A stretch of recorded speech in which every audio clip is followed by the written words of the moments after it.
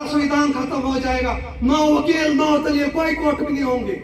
फिर वहां पे जैसे पहले समय में 70 वर्षों पहले राजा ये मतलब ब्राह्मण राज करता था, वही सब होगा। क्षत्रिय राजपाट संभालेंगे, ब्राह्मण भी राजपाट संभालेंगे, और दलित पिछड़े आदिवासी जो भी है वो इनकी सब सेवा करेंगे। मैं सब यहाँ पे सामान्य सरकार बना सकते हैं, वो कोई आसमान से नहीं गिरे। और हमारे में भी वो शक्तियां हैं, शक्ति लोग आप हैं।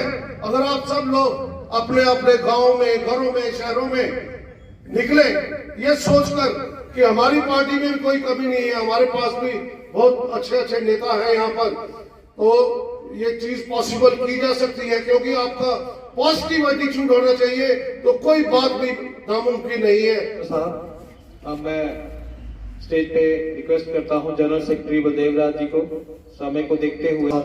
जो बाबा जी हमें दे गए हैं उनको साथियों संभालने की जरूरत है। समय की कमी की वजह से बाबा जी को श्रद्धांजलि देते हुए मैं अपनी वाणी को विराम देता हूं। मैं सिर्फ शार्ट लफ्जों में इतना ही कहूंगा कि हमने बाबा साहब बड़े प्यार से बोला है, बाबा साहब का नाम लिया है। एक बार बाबा साहब जो है अखबार पढ़ रहे थे, तो फेस के आगे था काफी अखबार। तो जब काफी समय के बाद उन्होंने अखबार पढ़कर जब नीचे किया तो उन्होंने देखा कि काफी लोगों की जो लंबी कतारें लगी हुई थी, खड़े हुए थे। तो वो कुछ लोग थे जो ये समझ के आगे थे कि शायद बाबा साहब हैं तो कोई बाबा होंगे, तो हम भी कोई माथा मुथा टेक आते। लेकिन जब बाबा साहब ने देखा कि भाई ये किस लिए आप खड़े हैं, तो एक साथी था कोई, तो उसने बोला कि भाई ये आपको माथा टेकने के लिए है। तो बाबा साहब हंसे और गुस्सा भी आया उनको कि भाई जिस समाज की लड़ाई मैं लड़ रहा हूं वो हमें बाबा के रूप में ले रही है और जो उनके विचार थे उसको नहीं अपना रही। तो उसी विचार को शार्ट में करूंगा, बहुत लंबा है। उसी विचार को काशीराम साहब ने पढ़ा और काशीराम साहब के होते हुए बहन कुमारी मायावती जी ने इस चीज को समझा और जिसका नेतृत्व आज हमारे बीच में जम्मू कश्मीर के हमारे एमपी साहब कर रहे हैं। समय के अभाव है तो मैं इतना ही कहूंगा, संक्षिप्त में यही कहूंगा, चाहे वो हमारे बैकवर्ड के साथी हो, चाहे एससी के साथी हो, चाहे एसटी के साथी हो, अपनी बिगड़ी बनाने के लिए बाबा साहब डॉक्टर भीमराव अम्बेडकर, मान्यवर काशीराम साहब और बहन जी के जो निर्देश हमें दिए हुए हैं वो है पॉलिटिकल पावर को अपने हाथ में लेना। तो हमें उसके ऊपर संघर्ष करना चाहिए। और हमारे एक साथी ने अभी बोला कि 96 के बाद कोई भी विधायक जो नहीं जीता था, तो मैं उनको करेक्शन करना चाहूंगा कि 2002 में सरदार मनजीत सिंह जी हमारे विधायक बने थे। ऐसा नहीं है कि 1996 के बाद हम नहीं जीते हैं। और उसके बाद हमारे बीच में डीडीसी नगरी बैठे हुए हैं, तो ये भी हमारे मल्होत्रा साहब का एक मेहनत थी कि उन्होंने हमारे लिए एक रास्ता फिर से वो खोल के गए हैं। तो हमें मल्होत्रा साहब के जो ख्वाब थे उनको भी पूरा करना है। बाबा साहब डॉक्टर भीमराव अम्बेडकर के जो ख्वाब है, बहन जी के जो हमारे ऊपर भरोसा है, जिम्मेदारियां साथियों बहुत हैं। तो ज्यादा से ज्यादा हमें कंधे चाहिए, क्योंकि एक अकेला कहीं ना कहीं थक जाता है की गाड़ी, और वो जरूर पहुंचे हैं। मैं डिस्ट्रिक्ट प्रेसिडेंट सरदार लाल जी का स्वागत करता हूं, उनके साथ वाइस प्रेसिडेंट लहर चंद जी का स्वागत करता हूं, हमारे एक्स प्रेसिडेंट मुल्कराज जी, हमारे सीनियर नेता कुंजलाल जी, परशोत्तम जी और इनके साथ जितने भी लोग सांबा से आए हैं, डिस्ट्रिक्ट सांबा से, मैं उनका स्वागत करता हूं। अब मैं अंत में हमारे माननीय एक्स एमपी और हमारे कोऑर्डिनेटर जिनकी दिशा निर्देश पे हम सभी यहाँ पे काम करते हैं, मैं अब उनसे रिक्वेस्ट करूंगा कि वो यहाँ स्टेज पे आए और श्रद्धांजलि दें। श्री राजाराम जी एमपी साहब।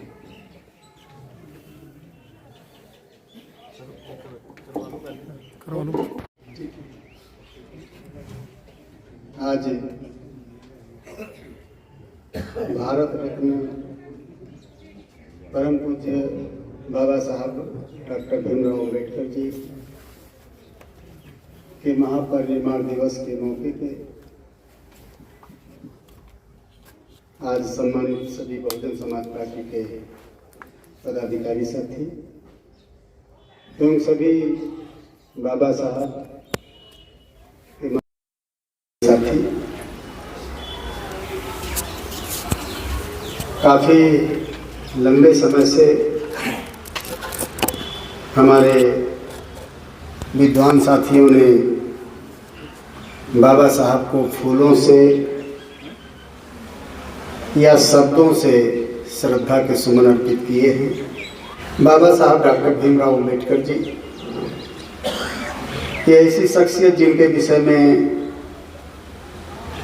2 मिनट, 5 मिनट, 10 मिनट, आधे घंटे में या बहुत कुछ कहा जाए संभव नहीं है। ये ऐसे महापुरुष हैं जिनको शब्दों की परिधि में बांधना संभव नहीं है। अगर एक लाइन में कहा जाए कि जो कुछ भी आज हम हैं, चाहे हमें शिक्षा का अधिकार है, चाहे हमें बोलने का अधिकार है, चाहे हमें इंसान जैसी जिंदगी जीने का अधिकार है, वो सब कुछ अगर किसी की देन है तो वह देन परम पूज्य बाबा साहब डॉक्टर भीमराव अम्बेडकर जी। हमने कहा 5 मिनट, 10 मिनट या शब्दों की परिधि में बांधना संभव नहीं है, लेकिन कुछ शब्द हम भी आपके बीच में रखना चाहेंगे। हम लोग जब घर से निकले जब पढ़ने के लिए, तो हम लोग हमारी तरफ इलाहाबाद यूनिवर्सिटी और बनारस यूनिवर्सिटी का बड़ा क्रेज होता है। तो जब हम लोग घर से निकले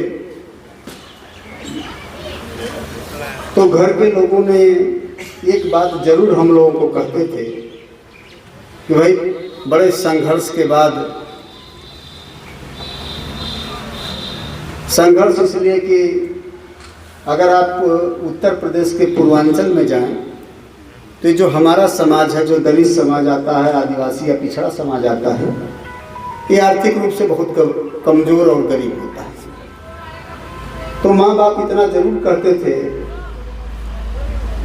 कि हमने उसी में से, उसी कमाई में से, उसी गेहूं चावल बेच के आपको पढ़ने के लिए भेज रहे हैं, तो पढ़ाई करना, नेतागिरी मत करना।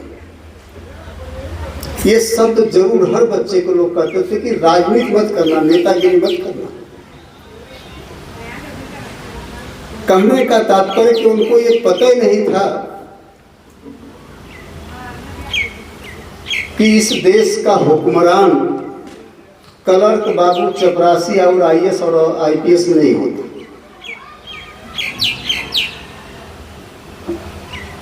उनको ये लगता था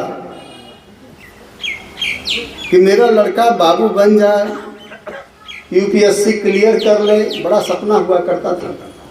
ये ठीक है, लेकिन अगर नेता बन गया तो सब सर्वनाश हो जाएगा। लेकिन इस देश में आज जो देश का मुखिया बना बैठा है, वह बताता है कि मैं तो चाय बेचते बेचते भी यह सपना देखा कि एक दिन हमें इस देश का हुक्मरान बनना है, और अगर वो आज देश का मालिक बना तो इसलिए बना, इसलिए मैं आप लोगों से कहना चाहता हूं कि जब अच्छे लोग यहां से दूरी बनाओगे तो बुरों को मौका तो मिलना स्वाभाविक है। हम ये इसलिए कहना चाहते हैं कि हम बनारस हिंदू यूनिवर्सिटी में जब गए तो हम बाबा साहब के विषय में पढ़ने को भी नहीं मिलता था।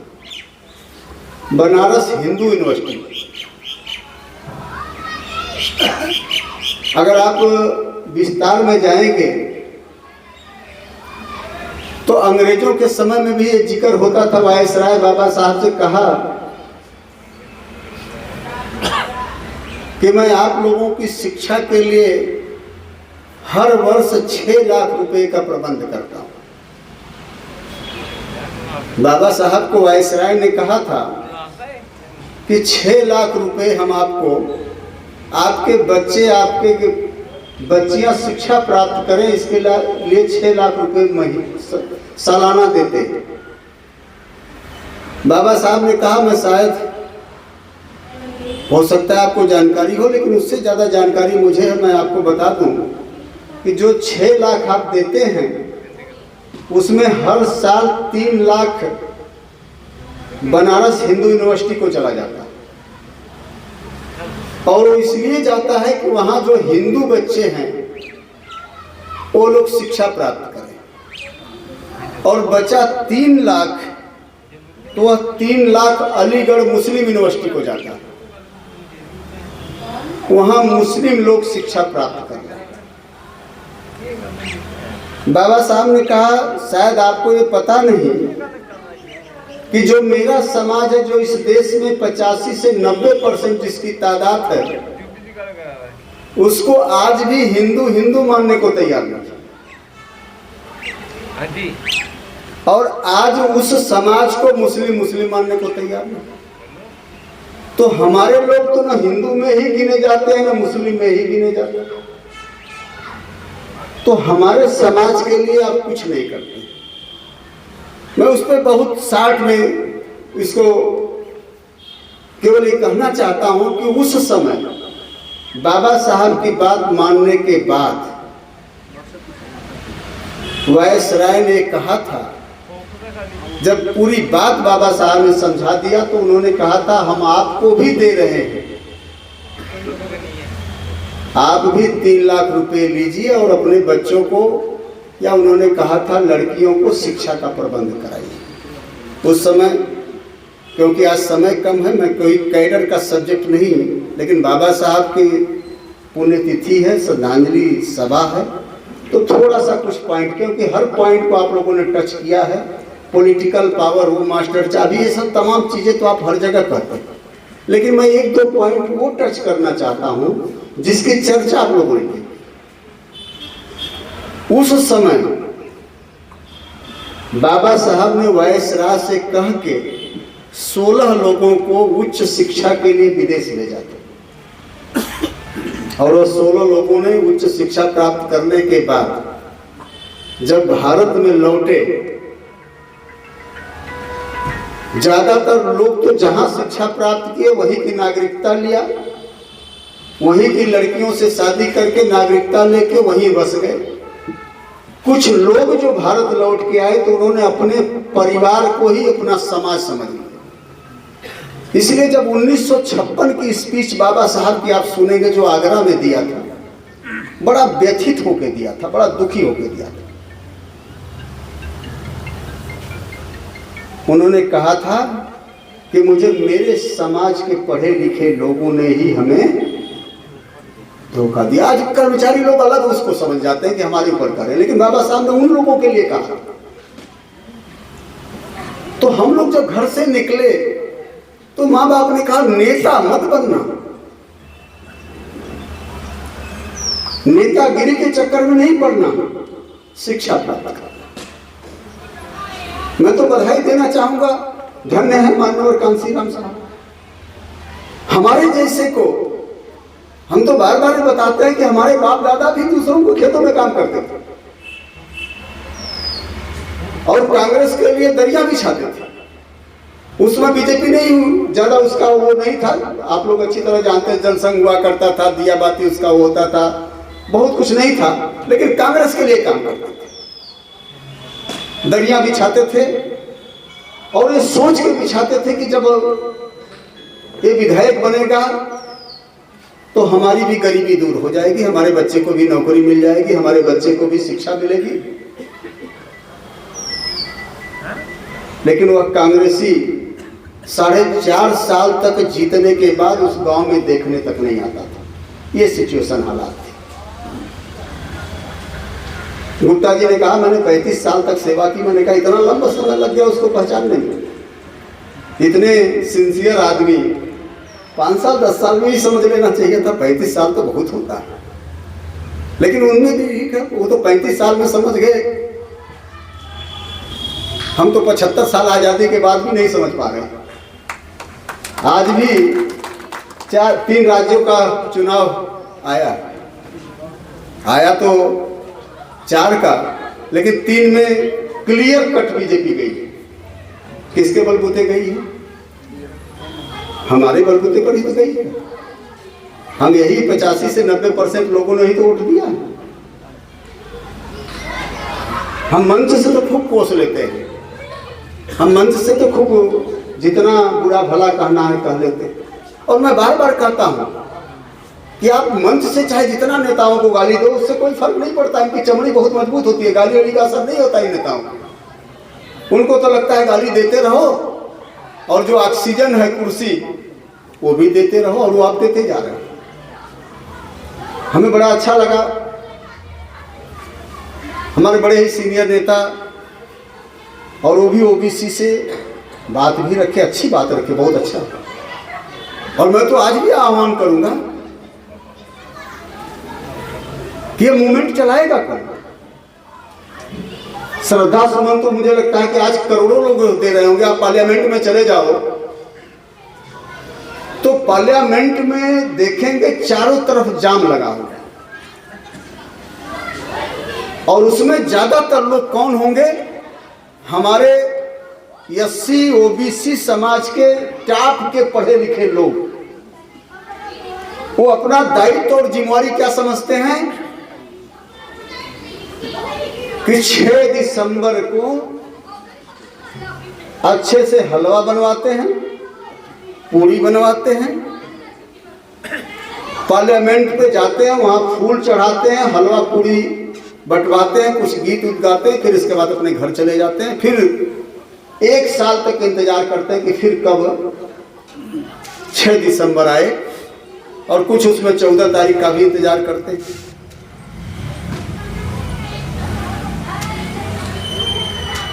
मैं ये कहना चाहता हूं कि मिशन आपको भी खूब जानकारी है,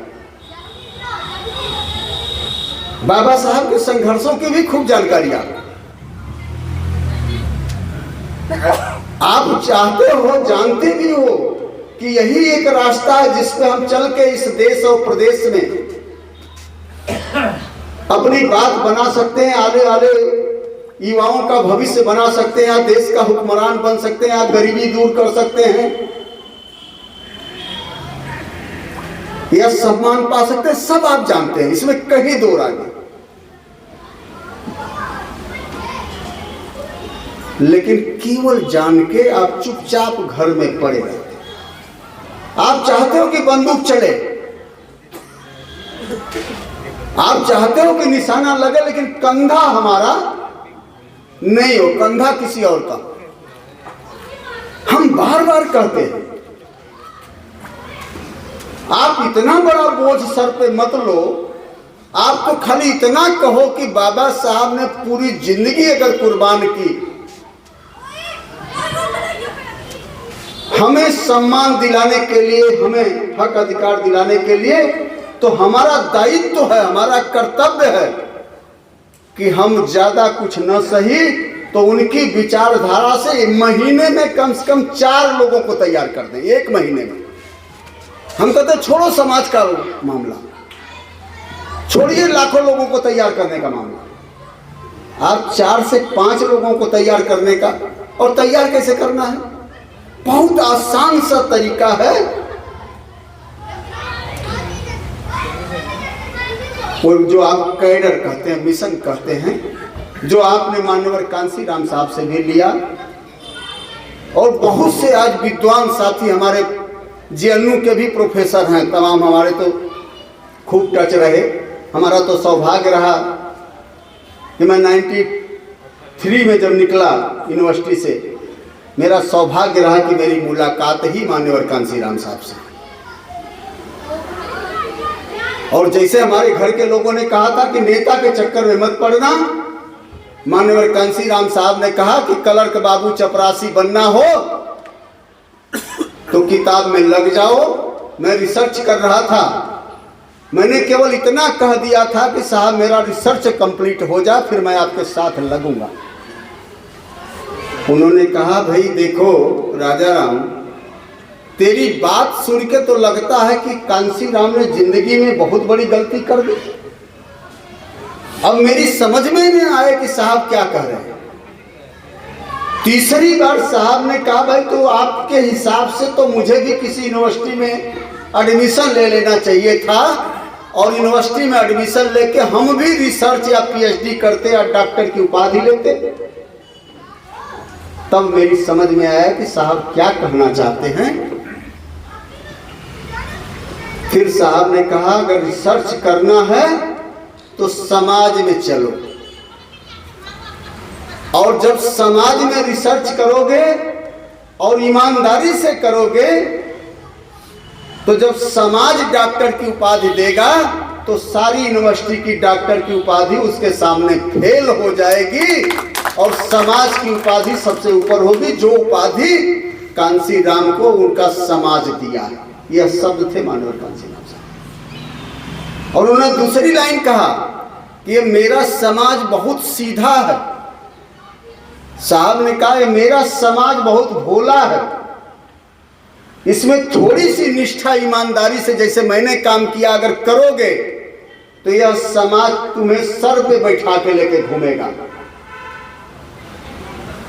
तुम्हारे को सम्मान देगा। लेकिन अगर इस समाज के साथ तूने थोड़ा सा भी गद्दारी किया तो यह समाज जूता बनाता है, फिर जूता लेके खोजता है। हमने कहा कि घर वालों ने कहा नेता मत बनना। माननीय कांसीराम साहब ने कहा तेरा क्या मकसद है। मैंने कहा साहब मुझे नौकरी करनी है। उन्होंने कहा नौकरी करके क्या करेगा। मैंने कहा माँ बाप को रोटी और सम्मान का प्रबंध कराएंगे। यही सब थे हमारे। उन्होंने कहा भाई रोटी तो समझ में आती है, 10-20 हजार 50 हजार, उस समय 50 तो बड़ा माने लगता, 10-20 हजार की नौकरी मिल जाती, रोटी का प्रबंध तो कर लोगे। लेकिन तूने दूसरी लाइन सम्मान कहा, तुम अपने माँ बाप को सम्मान कैसे दिलाओगे ये मुझे समझा दो। उस समय टीवी पे चल रहा था एक आईएएस हमारे समाज का था, वो रो रहा था कि मुझे मेरा चपरासी भी पानी नहीं पिलाता क्योंकि मैं शूद्र समाज से। माननीय कांसीराम साहब ने कहा कलेक्टर से बड़ा तू अफसर नहीं बन सकता। और आज इस व्यवस्था में कलेक्टर भी सबसे ऊपर बैठे हुए के घर के चौखट के अंदर नहीं जा सकता। तू सम्मान कैसे अपने माँ बाप को दिलाएगा जरा बता। उन्होंने कहा अगर सम्मान दिलाना है तो उसका केवल एक रास्ता है, वह रास्ता जो बाबा साहब ने बताया है कि इस देश की पॉलिटिकल पावर, इस देश की राजनीतिक सत्ता अगर तुम्हारे हाथों में हो तो तुम रोटी का भी प्रबंध और मान सम्मान अपने माँ बाप का ही नहीं पूरे समाज का भी सम्मान करा सकते हो। इसलिए अगर सम्मान पाना है तो क्लर्क बाबू चपरासी नहीं, मेरे पीछे चलो, मेरे साथ चलो और पॉलिटिकल पावर के लिए संघर्ष करो। मैंने कहा ये मुश्किल काम नहीं है, लेकिन आपके सर पे इतना ज्यादा लोड रखता है कि साहब ये काम कैसे होगा। हम तो कहते हैं कि 20 लोग हो माननीय कांसीराम साहब के मानने वाले, 50 लोग हो माननीय बहन जी को मानने वाले, बाबा साहब को मानने वाले 20 लोग 50 लोग जितने भी हो,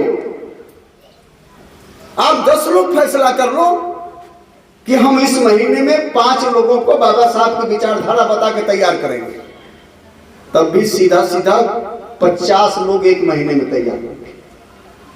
लेकिन आप क्या करेंगे, श्रद्धा सुमन अर्पित करेंगे, अच्छी स्पीच देंगे, फिर आराम से अपने घर में चले जाएंगे, फिर अगला 6 दिसंबर का वेट करेंगे, इंतजार करेंगे और फिर कहेंगे बीजेपी ने लूट लिया, मोदी ने देश बेच दिया। किसने बेचने की पावर दी? उनकी क्या हैसियत है बेच दें? बेचने के लिए ताकत भी तो आप ही देते जा रहे हैं। किसी व्यक्ति को पहचानने के लिए, किसी पार्टी को पहचानने के लिए 1 साल, 2 साल, 5 साल बहुत काफी होता।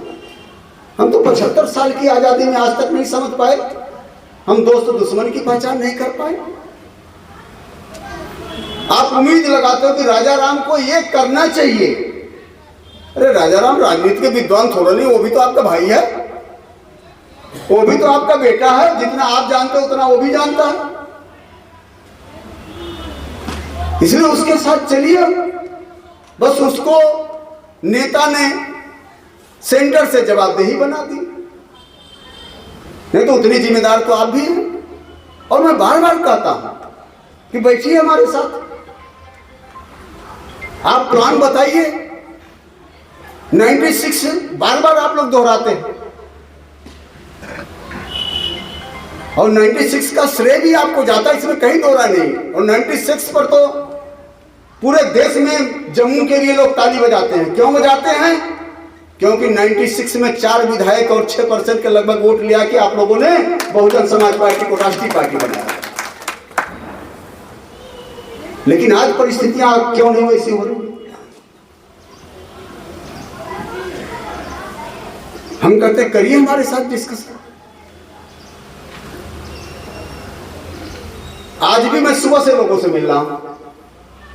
दुर्भाग्य, या हमारे जो साथी कह रहे थे, हम भी कल शोक सभा करके आए।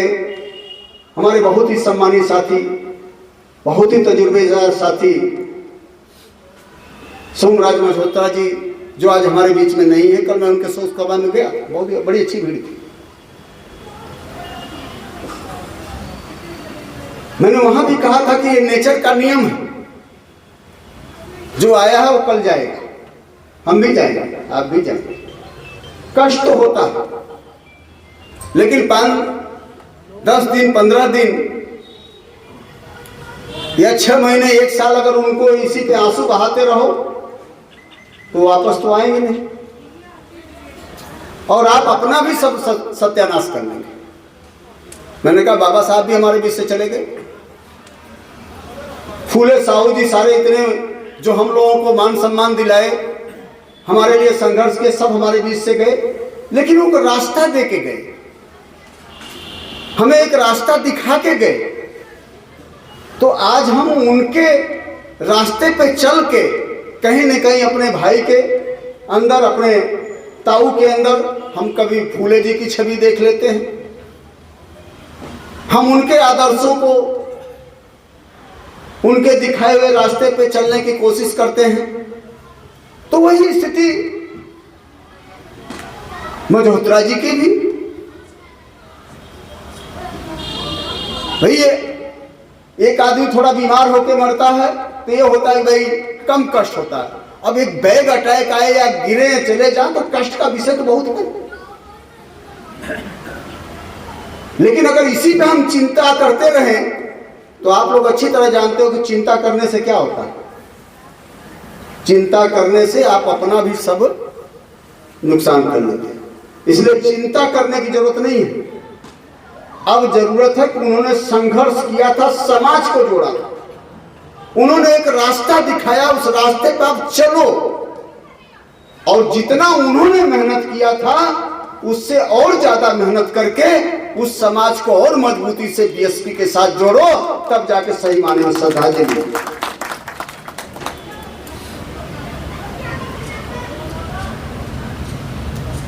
इसलिए मैं आप लोगों से अपील करता हूं,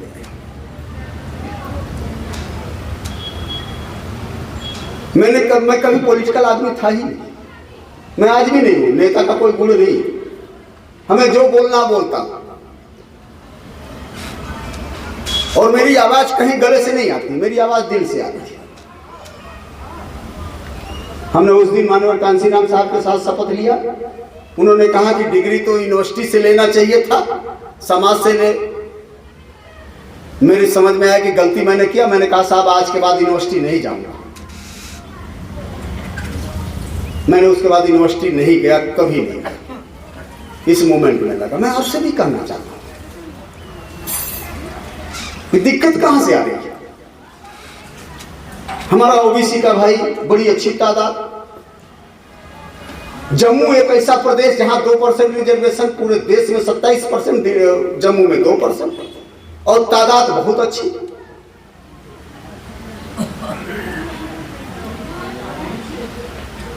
मैं आपके परिवार का सदस्य, कई बार प्रतिनिधि मंडल हमसे मिला, हमने कहा हम कोशिश करते हैं। हमने कोरोना काल में भी कोशिश किया, उपराष्ट्रपति जी से व्यक्तिगत भी जाके हम मिले। हमने कहा सर हमें टाइम दीजिए, हमें बोलना है, और हम तब तक आपको नोटिस देते रहेंगे जब तक आप हमें टाइम नहीं देंगे। वेंकैया नायडू जी थे,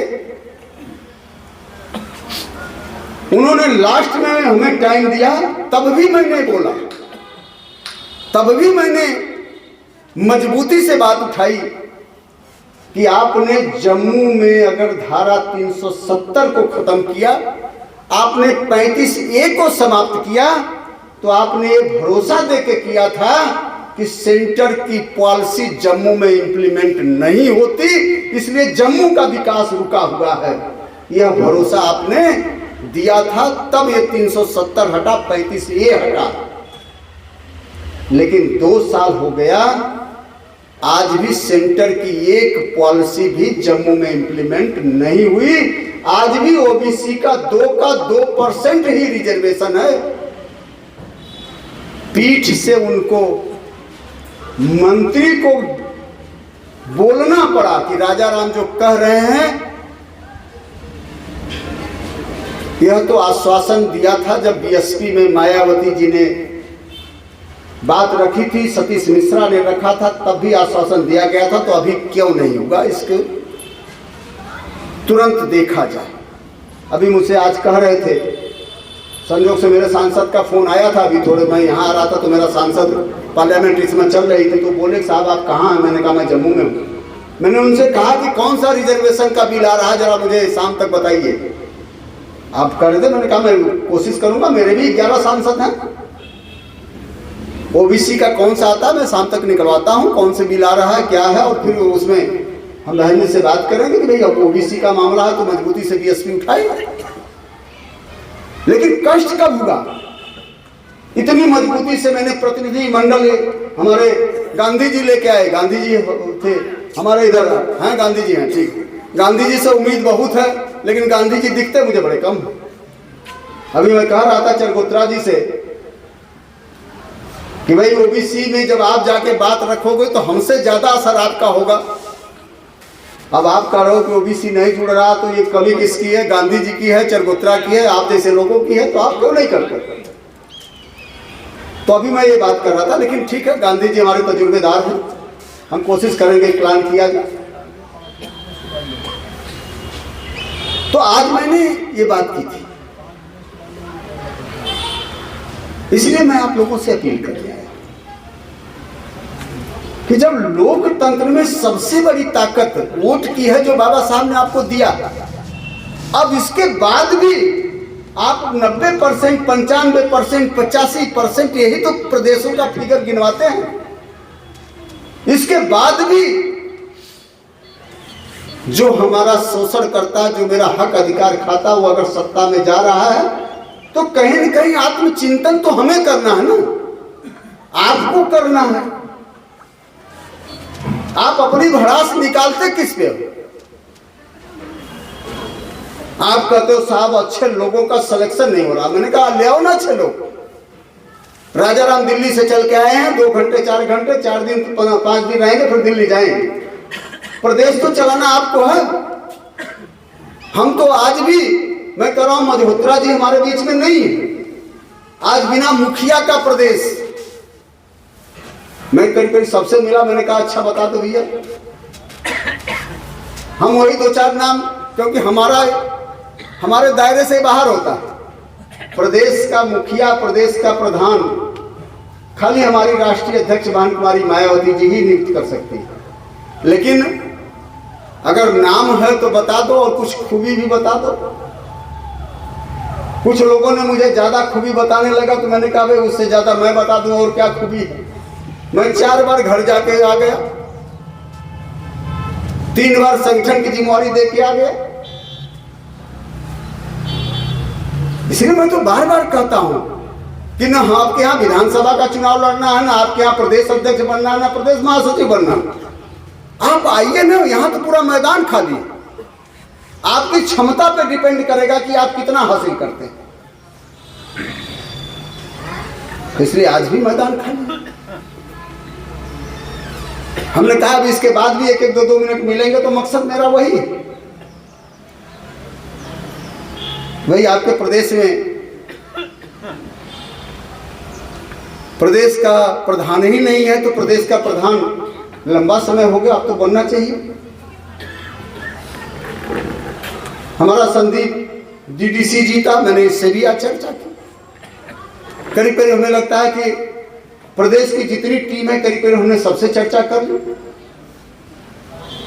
हमने कहा भाई मुझे इसके बाद भी कुछ लोग मिलना चाहें तो 1-1 मिनट में अपनी बात रखें, बहुत घुमाए ना, क्योंकि समय बड़ा कम होता है। कुछ लोग कहा कि ग्राउंड भूमिका बनाने में बहुत टाइम लगा देते हैं। हम कहते हैं क्लियर कट बताओ कि साहब मिशन ऐसे चलेगा, या हमें आप जिम्मेवारी दो, हम काम करने को तैयार। इसलिए मैं आप लोगों से अपील कर रहा हूं कि बाबा साहब डॉक्टर भीमराव अंबेडकर जी का अगर श्रद्धांजलि सभा रखी गई है तो उसका मकसद केवल फूल चढ़ाना नहीं है। उनका मकसद ये है कि उन्होंने जो रास्ता दिखाया, जो संविधान में अधिकार दिया, वो जो अपने समाज को चाहे SC, ST, OBC या अपर कास्ट के भी गरीब लोग रहे हैं। क्योंकि आप लोगों ने देखा होगा, हम लोग जब बनारस आए तो बाबा साहब का साहित्य इतना ही मिलता था। धन्य है मान्यवर कांसीराम साहब जिन्होंने 84 में पार्टी बनाया, और आते आते आपने देखा कि जो बाबा साहब को यह कांग्रेसियों ने दफना दिया था, बाबा साहब का नाम कहीं पता नहीं चलता था। और मान्यवर कांसीराम साहब ने वह बाबा साहब को आज ये स्थिति में पहुंचाया कि आज अगर बीजेपी का भी बैनर लगता है तो कहीं न कहीं सबसे ऊपर फोटो मजबूर होकर बाबा साहब डॉक्टर भीमराव अंबेडकर जी की उनको लगानी पड़ती है। कांग्रेसी भी लगाता है। और आज जब इतनी जागृति अपने समाज में पैदा हो गई कि जब सर्वे होता है तो सबसे बड़ा अगर विद्वान का नाम कहीं निकल के आता है तो अब विद्वानों में नंबर 1 पे अगर किसी का नाम आता है तो आता है बाबा साहब डॉक्टर भीमराव अंबेडकर। मैंने 93 से मान्यवर कांसीराम साहब के साथ काम किया, बहन जी के साथ काम किया। मैं जिक्र करना चाहता हूं 89 और 90 में। 89 और 90 में बीपी सिंह की सरकार थी, हमारे सांसद जी थे, और उस समय ओबीसी को रिजर्वेशन मिले, मंडल आयोग की रिपोर्ट लागू हो, यह आंदोलन चला। और जब हमारे सांसद जीते तो जानते हैं बीपी सिंह को समर्थन बीएसपी देने के एवज में क्या मांगा था। बीपी सिंह ने जब बीएसपी से समर्थन मांगा तो मान्यवर कांसीराम साहब ने शर्त रखी, और पहली शर्त थी कि हमारे पिछड़े भाइयों को आरक्षण मिलना चाहिए, जो मंडल आयोग की रिपोर्ट है उसको लागू होनी चाहिए, पहली कंडीशन। और दूसरी कंडीशन थी कि बाबा साहब डॉक्टर भीमराव अंबेडकर जी को भारत रत्न मिलना चाहिए। हमने कहा बाबा साहब को अगर किसी ने जनतन जन तक पहुंचाने का काम किया, वह काम बहुजन समाज पार्टी और बहुजन समाज पार्टी के नेता माननीय कांसीराम साहब और माननीय बहन जी ने किया। फूल तो आज सभी लोग चाहते हैं, इसलिए मैं आप लोगों से अपील करने आया कि आप लोग इतने बुद्धिजीवी लोग कितने दिन तक और बहकेंगे, घूमेंगे। हम कभी जातिवादी नहीं रहे। हम तो आज भी चाहते हैं कि जाति को खत्म कर दो। भाई सबसे ज्यादा अगर जातियों से नुकसान किसी का होता तो हमारा ही तो होता है। अगर आप उठा के देखें तो बाबा साहब को तालाब का पानी, मंदिर में प्रवेश, बहुत सी चीजें आप देखो कितना संघर्ष करना पड़ा था। क्यों संघर्ष करना पड़ा था? क्योंकि दलितों को इस सब अधिकार से वंचित थे। इसलिए हम जातिवादी हो ही नहीं सकते, क्योंकि हमारा सबसे ज्यादा शोषण अगर कहीं हुआ है जो जाति धर्म मजहब के आधार पर हो गया। इसलिए बीएसपी कभी जाति को बढ़ावा नहीं देना चाहती। बीएसपी तो कहती है कि अगर इंसान है तो इस देश में इंसान को इंसान का दर्जा मिलना चाहिए। जाति धर्म मजहब के आधार पे इंसान के साथ जानवर जैसा सलूक नहीं होना चाहिए। अब हमें कोई जातिवादी कहे, भाई आपने जाति बनाई तो नाम तो हम लेंगे ही, क्योंकि वो तो बाबा साहब ने भी 1948 में कहा लखनऊ में जाके कि मेरे समाज के दलित पिछड़े आदिवासी जो आप हजारों की तादाद में बटे हुए लोग हो, हम नहीं कह रहे हैं कि आप लोग आपस में रोटी बेटी का संबंध करो। हम तो केवल इतना कहना चाहते हैं कि आप लोग अगर आपस में बातचीत भी करना शुरू कर दो, आपस में SC ST OBC के लोग उठना बैठना शुरू कर दो, तो भी आप अपनी बरसों की बिगड़ी बात को बना लोगे। तो जाति तो एक सच्चाई है, हमने नहीं बनाई। इसलिए कभी कोई ये कहे बीएसपी जातिवादी है तो बीएसपी जातिवादी नहीं है। बीएसपी तो चाहते कि इंसान को इंसान का दर्जा मिले, इंसान के नाम पे, दलित के नाम पे हमारे बच्चे को घड़े से पानी पीने के बाद मौत के घाट न उतारा जाए, दलित के नाम पे हमारी बहन को नंगा न किया जाए, दलित आदिवासी के पिछड़े के नाम पे हमारे भाई के ऊपर पेशाब कोई न करे। ये अभी त्वरित घटनाएं हैं, तुरंत की घटनाएं। इसलिए बहुजन समाज पार्टी कहती है, क्योंकि बुद्ध जी तथागत बाबा साहब के 3 गुरु, और पहले गुरु कौन थे? तथागत जी थे। और आज हमारे प्रधानमंत्री जब विदेशों में जाते हैं तो क्या बोलते हैं? हम बुद्ध के मानने वाले लोग हैं, युद्ध के मानने वाले नहीं। हम बुद्ध के देश से आए। और बुद्ध कौन? बुद्ध हमारे बाबा साहब के गुरु। और बुद्ध जी ने समता, समानता, इंसानियत, भाईचारा, मानवता का पाठ पढ़ाया। हम जातिवादी कैसे हो सकते? इसलिए मैं आप लोगों से अपील करने आया कि आप लोग आज श्रद्धा सुमन अर्पित करने आए हैं, तो श्रद्धा सुमन अर्पित तो करें। लेकिन बाबा साहब चाहते क्या थे?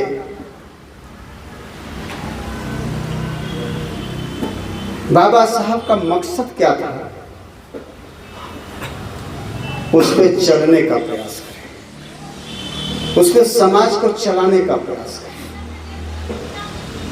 और जब एक प्रयास करेंगे तो हमें लगता है इससे अच्छी श्रद्धांजलि बाबा साहब के लिए कुछ और नहीं हो सकती। इसलिए मैं और ज्यादा समय नहीं, क्योंकि मैंने जब मान्यवर साहब के टच में आया तो मैं जिक्र ये करता था। मैं एक लाइन वही कह के अपनी बात को खत्म करूं कि जो लोग हमारे समाज के संपन्न लोग, चाहे वो ब्रेन से संपन्न हो, चाहे अर्थ से संपन्न हो, चाहे मानसिक रूप से संपन्न हो, आज दुख इस बात का होता है कि वो लोग हमें सपोर्ट कम, क्रिटिसाइज ज्यादा करते हैं। उनका काम होता है हमें क्रिटिसाइज करना। मैंने एक बार मान्यवर साहब से पूछा कि साहब अगर बाबा साहब के आंदोलन को चलाना था तो बीएसपी की जरूरत क्या थी? आरपीआई तो थी ही। उन्होंने बताया 1964 के बाद मैंने तमाम आरपीआई के नेताओं से मिला था और हमने ये रिक्वेस्ट किया था कि आपका दायित्व और जिम्मेवारी होती कि बाबा साहब का मूवमेंट, क्योंकि बाबा साहब ने कहा था मेरे समाज के लोग, मैंने बड़े परिश्रम और मेहनत के बाद इस कारवां को यहाँ तक लेके आया है। अगर आप लोग इसको आगे ना बढ़ा सके तो इसको पीछे भी मत जाने देना, लेकिन यह तो आप करीब करीब समाप्ति के कगार पे ले आ दिए। इसलिए आप लोग बाबा साहब के आंदोलन को चलाओ। मानवर साहब ने कहा मैं तमाम नेताओं से मिला जो आरपीआई के नेता थे, लेकिन वो लोग अपना दुख ये कहते थे कि हमारे पास तो कुछ है ही नहीं, हमें ऑफिस खोलने तक का नहीं है, हमें गाड़ी नहीं, किराया तक नहीं है। साहब कहते थे मैं अपने बुद्धिजीवी साथी जो आईएएस क्लास 1 के अफसर थे, मैंने उनकी लिस्ट बनाई, उनके पास गए। साहब कहे जब मैं उनके पास जाता था तो वो कम से कम 5 मिनट तो समाज के नेताओं को गाली देने में लगा देते थे। कहते थे ये सब सत्यानाश कर दिए, बाबा साहब के मूवमेंट को बेच दिए। साहब कहते थे मैं 5 मिनट 10 मिनट सुनता था, फिर मैं बोलता था चलो इन लोगों ने तो कर दिया, लेकिन आगे रास्ता क्या है, तो वो चुप हो जाते थे। साहब कहते थे जब चुप होते थे तब मैं बताता था कि आप नहीं बताओगे, मैं बता रहा हूं कि इसका रास्ता अब ये है कि बाबा साहब के संघर्षों के बाद दौलत आपको शिक्षा का अधिकार मिला, आपको रिजर्वेशन मिला, आप आईएएस आईपीएस और क्लास 3 तक पहुंचे हो क्लास। तो अब आपका दायित्व बनता है कि आप इस समाज के चलाने का काम अपने जिम्मे पे लो, अपने ऊपर लो, और उसके लिए टाइम, टैलेंट और ट्रेजरी तीनों चीजें आपको लगानी होगी। साहब कहते थे, इसके बाद वो चुप हो जाता था, ज्यों पैसे का मामला आता था त्यों चुप हो जाता था। साहब ने कहा मैंने फिर अफसरों से बात करना छोड़ के मैं महाराष्ट्र में आया और महाराष्ट्र में मैं अपने क्लास 3 और क्लास 4 के कर्मचारियों से मिला। तो साहब कहते थे जब मैं क्लास 3 और क्लास 4 के जो हमारे कर्मचारी थे, जब मैं उनसे मिलता था तो ऑफिस में ज्यादा बात नहीं कर पाते थे वो लोग। भाई क्लास 3 क्लास 4 वाला क्या बात करेगा, वो तो डरता था कि अफसर मुझे अभी सस्पेंड कर देगा। तो साहब कहते थे भाई शाम को हम आपके घर आ जाएंगे, हम वहां बात करेंगे। तो साहब कहते थे कि वो कहता था साहब मेरे पास तो घर ही नहीं है, बाबा साहब के रिजर्वेशन के बाद दौलत नौकरी तो मिल गई, लेकिन बॉम्बे में खोली बड़ी मुश्किल से मिलती है, रूम को लोग खोली बोलते थे। तो साहब कहते थे दिन में सब नौकरी करते थे और शाम को खोली खोजने चले जाते थे। तो इसलिए उनसे भी मुलाकात नहीं, लेकिन वही उतने ही मुलाकात में उन लोगों ने जो कंट्रीब्यूशन, वो कहते साहब जो मेरा बनता है हम वो आपको देते रहेंगे। लेकिन जो करने लायक लोग थे वो साहब को राय जरूर देते थे, लेकिन इसके बाद फिर अपने घर, फिर इसके बाद, और वो स्थिति आज भी है। अब थोड़ा बदलाव तो हुआ है। हम आपको बताएं जब हम उत्तर प्रदेश में सरकार में नहीं थे, हम अपने समाज के अगर क्लास 1 अफसर के पास जाते थे तो पहले वो कोशिश करता था कि ये मिले ही नहीं, बोलता था कि बोल दो साहब है नहीं। अगर हमने देख लिया कि साहब हैं तो मुझे चाय तो अच्छी पिलाता था, लेकिन 100 रुपए का भी योगदान नहीं करता था, राय दे देता था। लेकिन जो हम सरकार में आए तो बड़ी तेजी के साथ फिर यह समाज के अफसर हमारे साथ लगे, और हमारी भी जरूरत थी।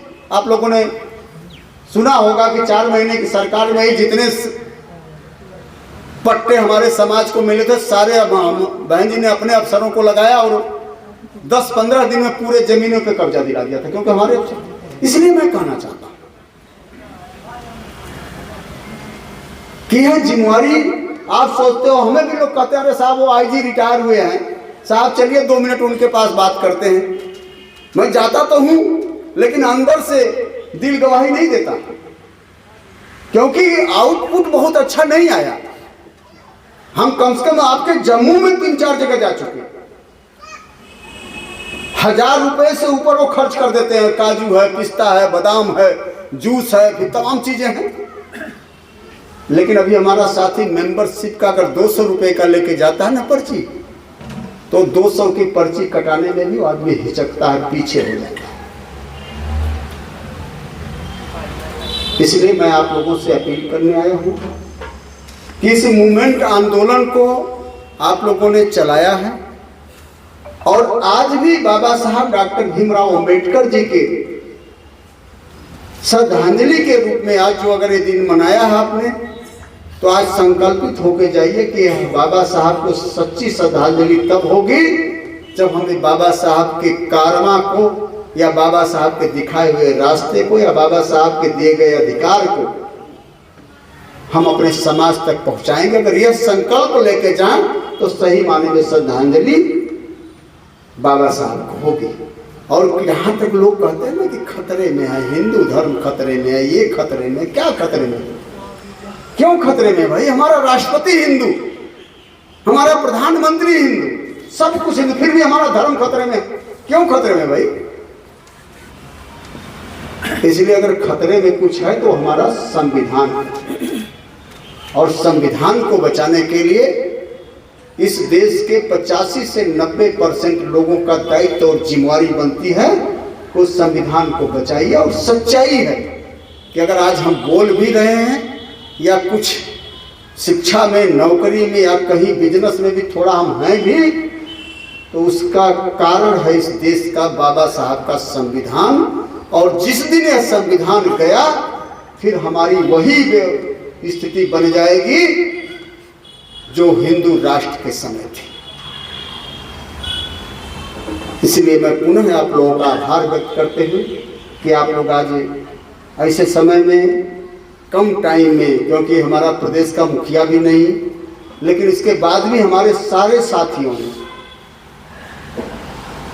अपना दायित्व का निर्वहन किया और इस कार्यक्रम को ऑर्गेनाइज किया।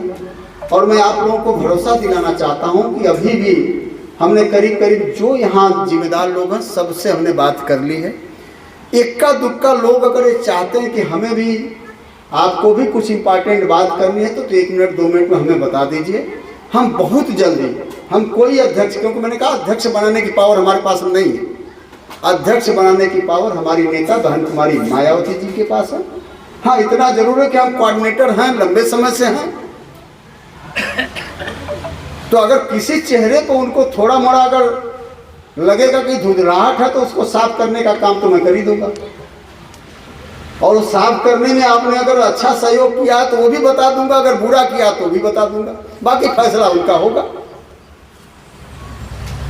इसलिए मैं चाहूंगा कि अगर कुछ आप लोग इस तरह की बातें हमें बताना चाहते हैं तो वो भी बताएं। और बहुत जल्दी फैसला आपके प्रेसिडेंट के लिए करेंगी और स्वयं बहन जी करेंगी। और हम ये भी नहीं कि हम बताएंगे, आप बताएं। हम तो ले जाएंगे 2-4-10 लोगों को बहन जी के सामने बैठा देंगे।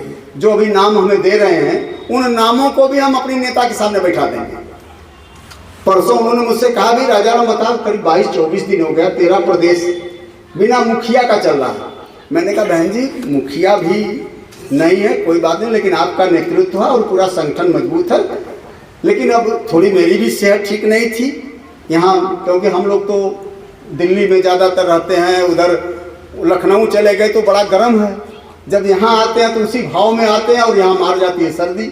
और मेरे पास यही सब स्टेट ज़्यादा हैं, हिमाचल है वहाँ भी खूब सर्दी है। तो अभी बीच में बीमार हो गया, तो मैंने कल परसों कहा बहन जी से कि बहन जी थोड़ा सा हम भी बीमार हो गए इसलिए, लेकिन बहुत अच्छा चलेगा। अभी सारे हमारे जो कोऑर्डिनेटर्स हैं, हमारे डिस्ट्रिक्ट प्रेसिडेंट हैं या जितने लोग हैं, सब लोग मेहनत के साथ लगे हैं। लेकिन 2-4 दिन में ही हमें चाहेंगे कि आप थोड़ा सा टाइम दे दीजिए। वो टाइम में हम इन लोगों को ही आपके सामने बैठा दें और आप इनको, इन्हीं से राय कर लीजिए, इन्हीं से बात कर लीजिए। और आपको जो लगता है कि ये प्रदेश का प्रेसिडेंट के लायक है, आप उन पे हाथ रख दीजिए। बाकी उन्हीं के साथ लग के हम प्रदेश को चला लेंगे। यह परसों हमने कहा है और 1-2 रोज, 2-3 रोज में ही हम कोशिश करेंगे कि इसको इम्प्लीमेंट करा दिया जाए। इसलिए अभी कुछ नाम हैं जो जिम्मेदार हमारे हैं, शायद आपके पास लिस्ट है, ये बोल देना कि और लोग मिले तो ठीक है 1-1 मिनट, लेकिन वो लोग तो मुझे कंपलसरी मिल के ही जाए। और इन्हीं सब बातों के साथ मैं चाहूँगा, आप सरदार जी से भी मेरी, आप पहली बार मैंने स्पीच सुनी, बहुत अच्छी थी। आप सबसे पहले हमसे गांधी जी आप उनको लेके आइए, थोड़ा 2 मिनट में मिलूंगा, और भी जो साथ